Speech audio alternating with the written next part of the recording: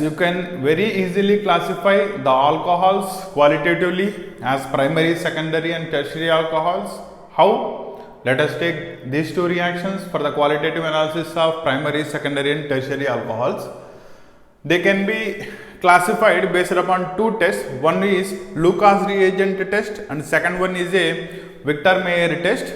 Here Lucas reagent HCl anhydrous ZnCl2, a mixture which is known as Lucas reagent, and alcohols when treated with Lucas reagent produces corresponding alkyl halides, that is alkyl chlorides, and these alkyl chlorides are insoluble in the Lucas reagent whereas alcohols are soluble.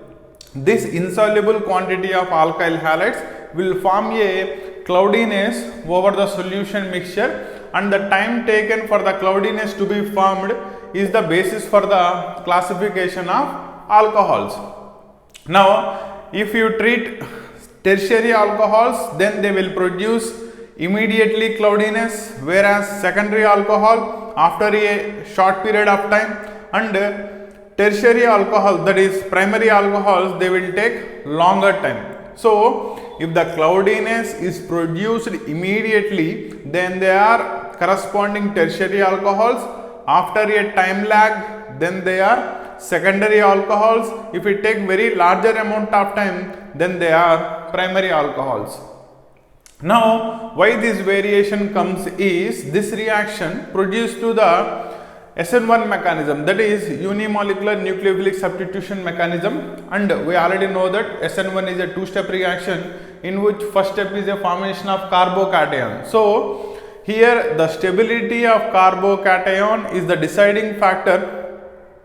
So, which one will undergo the reaction faster? So, the basis is the alcohol that has the capability to form a stable carbocation that will proceed this reaction faster. So, tertiary carbocation is more stable than secondary carbocation, and that is greater than primary carbocation. This is the already known fact. From this basis, you can classify tertiary, secondary and primary alcohols. Now, second one is a Victor Meyer test. Actually, Victor Meyer test is a both solubility and color analysis test. It involves a series of reactions. That is, initially the alcohol is treated with sodium iodide, which produces corresponding alkyl iodides. These alkyl iodides, when treated with silver nitrate solution, produces corresponding nitroalkanes. These nitroalkanes, when treated with nitrous acid, that is HNO2, I can write it as HONO. Actually, it is produced by treating sodium nitrate with HCl. Now, this nitrous acid reaction with the nitroalkanes is based upon the presence of alpha hydrogen. If the corresponding nitroalkane has 2 alpha hydrogen, then they forms nitrolic acids. If has 1 alpha hydrogen, then they will form pseudonitrols. If no alpha hydrogen, no further reaction will be produced, which forms a basis for this classification. Here, primary alcohols, as they contain 2 alpha hydrogen atoms, with these 2 alpha hydrogen atoms, it can form nitrolic acid. This nitrolic acid is highly soluble in the aqueous alkali, hence it get dissolved and produces a red coloration. So, if your alcohol gives red coloration after dissolving, then it will be a primary alcohol. Next one, secondary alcohols contains only 1 alpha hydrogen atom. With this alpha hydrogen atom, they can form corresponding pseudonitrols. Pseudonitrols are insoluble in the aqueous alkali and they are in blue in color. So, if the coloration of the solution is blue, then your corresponding alcohol will be a secondary alcohol. Whereas, you comes to the tertiary alcohol doesn't have any alpha hydrogen atom. Hence, after the formation of nitroalkanes, that is tertiary nitroalkanes, the reaction doesn't proceed further because due to the absence of alpha hydrogen, hence the reaction stops here. So, no further coloration or dissolvable quantity will be formed.